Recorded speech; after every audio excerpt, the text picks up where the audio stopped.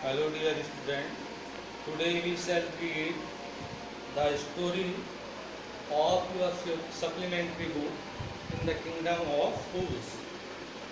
It is believed that the fools are so dangerous that only very wise people can manage them. तो यह जो कहानी है आपने हिंदी में भी पढ़ी होगी, अंधेर नगरी चौपट राजा। तो वही कहानी इसमें दी है। कहानी का सारांश इस प्रकार है, इसमें जो राजा और मंत्री है वे मूर्ख व्यक्ति हैं और वे देखते हैं कि सभी जो संसार के अन्य राज्य हैं वह शासन जो करते हैं हम उनसे हटकर कुछ अलग शासन चलाएंगे। ऐसे विचार से वह एक आदेश पारित करते हैं कि जो व्यक्ति दिन में काम करता है, जो दिन का उसका काम है वह रात्रि को करेगा और रात्रि का काम यानी कि रात्रि का सोने का काम दिन को करेगा। और यह आदेश दिलवाया गया कि अगर कोई भी व्यक्ति आज्ञा को मानने से इनकार करेगा तो उसे मृत्युदंड दिया जाएगा। तो लोगों ने भय के मारे जो है ऐसा करना आरंभ किया। तो दिन के वह अपना जो खेत जोतना चाहे व्यापार करना अन्य कार्य सभी रात्रि को करने लगे, दिन को जो है सभी सोने लगे और शाम होते ही उनका अपना रात का जो कार्य जो दिन का कार्य होता था वह शाम होने के बाद चालू होता और सुबह होते ही वे सब सो जाते। तो ऐसे ही राज्य में एक दिन एक जो सन्यासी था और उसका जो चेला था, गुरु और चेला दोनों उस राज्य में आए। तो दिन की चमक थी, दिन का समय था। उन्हें ये देखकर आश्चर्य हुआ कि वहाँ जो है एक व्यक्ति भी उठा हुआ उन्होंने नहीं देखा। सब जगह सन्नाटा पसरा हुआ था। वो पूरे गांव राज्य में घूमते रहे। धीरे धीरे शाम हो गई। तो जैसे शाम होने लगी तो धीरे धीरे वहाँ पर सारी बाजारें खुल गई। बड़ा आश्चर्य हुआ।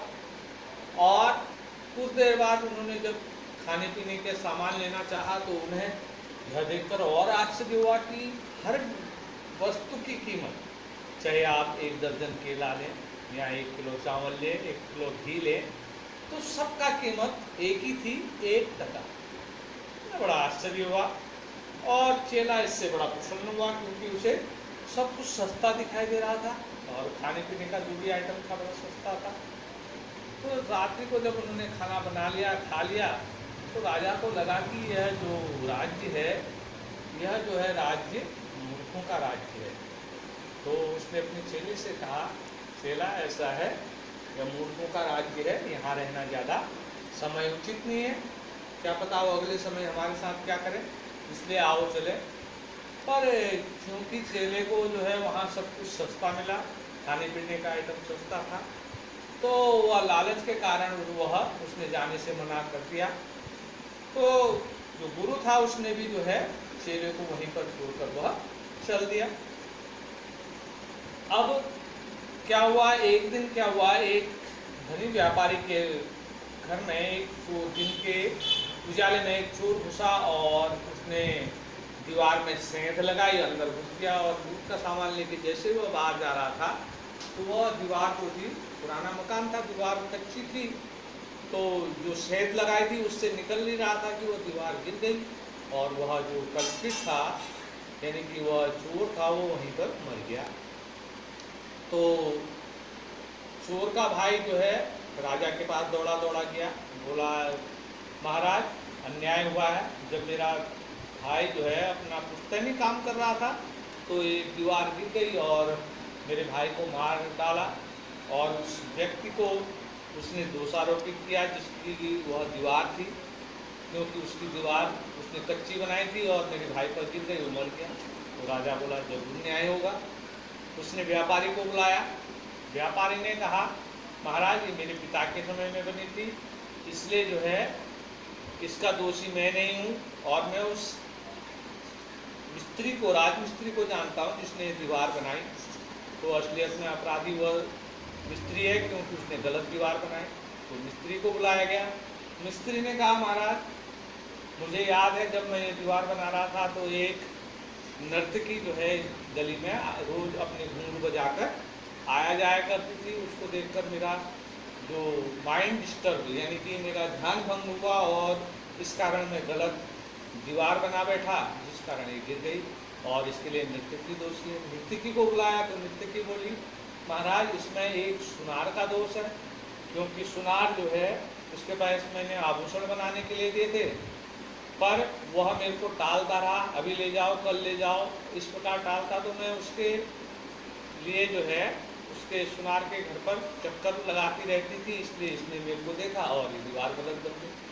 तो उन्होंने कहा ठीक है उस सुनार को बुलाओ। जब सुनार को बुलाया तो सुनार ने अपनी कहानी सुनाई।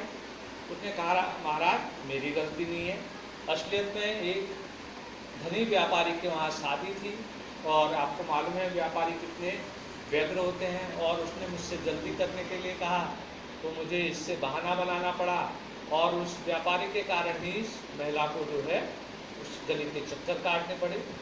तो उसने कहा कि उस व्यापारी का नाम बताओ। तो जब व्यापारी का नाम बताया तो व्यापारी कौन था? वह व्यक्ति जिसके घर की दीवार उस चोर के ऊपर गिर गई थी।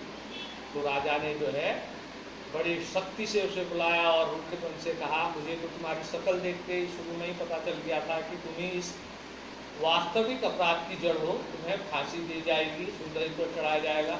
वो फरियाद करता रहा क्योंकि मैंने नहीं बनाई, मेरे पिता ने बनाई।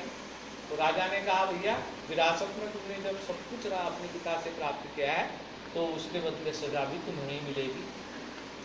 अब जब सूली बनाई गई और सूली पर धार चढ़ाई जा रही थी तो एक मंत्री ने देखा कि भैया यह जो सूली है यह इस व्यक्ति पर फिट नहीं बैठती, क्योंकि यह दुबला पतला व्यक्ति है, जबकि सूली जो है एक मोटे व्यक्ति के लायक है। तो राजा से मंत्री ने मंत्रणा की तो राजा ने सुझाव दिया कि शहर में एक ऐसे मोटे तगड़े व्यक्ति की तलाश की जाए जो कि सूली पर फिट बैठ जाए। तो जो नौकर थे, जो सैनिक थे, वो पूरे शहर में घूमने लगे तो उनकी नज़र उसी शिष्य पर पड़ी जो खा पी कर घी और चावल आटा सब खाकर जो है मोटा जंगली सांड की तरह हो गया था। तो उन्होंने उसे पकड़ा तो वह चिल्लाता रहा मेरा क्या दोष है, मैं तो सन्यासी हूँ।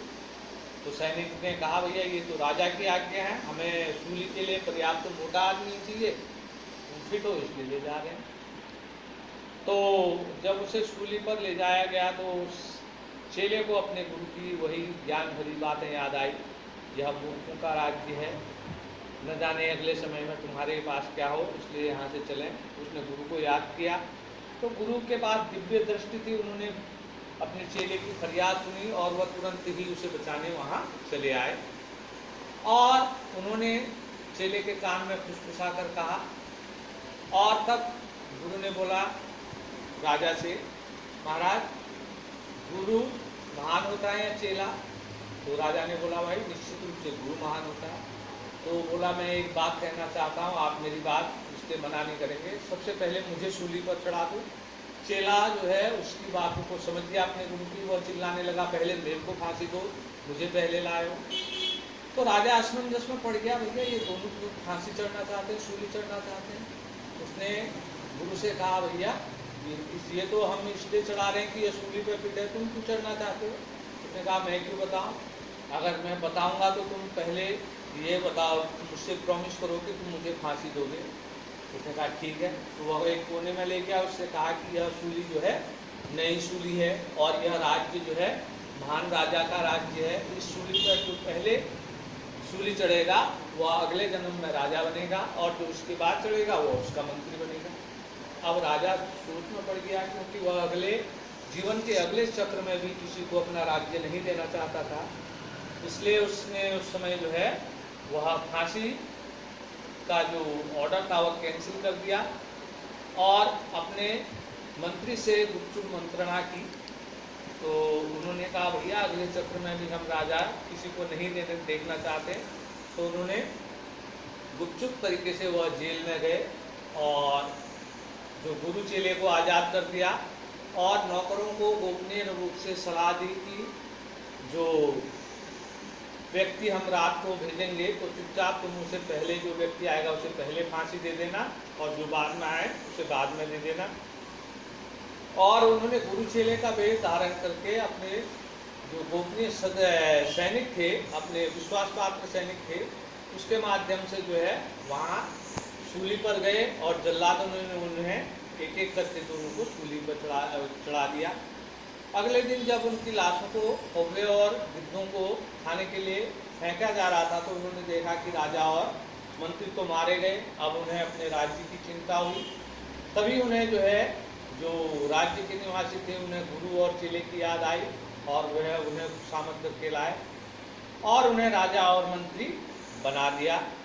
और राजा जो गुरु था उन्होंने भी अपनी पुरानी प्रथा के अनुसार जो है वह राज्य, यानी कि दिन का कार्य दिन में ही होगा, रात का कार्य रात में ही होगा, उन्होंने पुराने नियम को जो है फिर से स्थापित कर दिया और सभी चीज़ों की कीमत जो थी उन्होंने अलग अलग निर्धारित कर दी।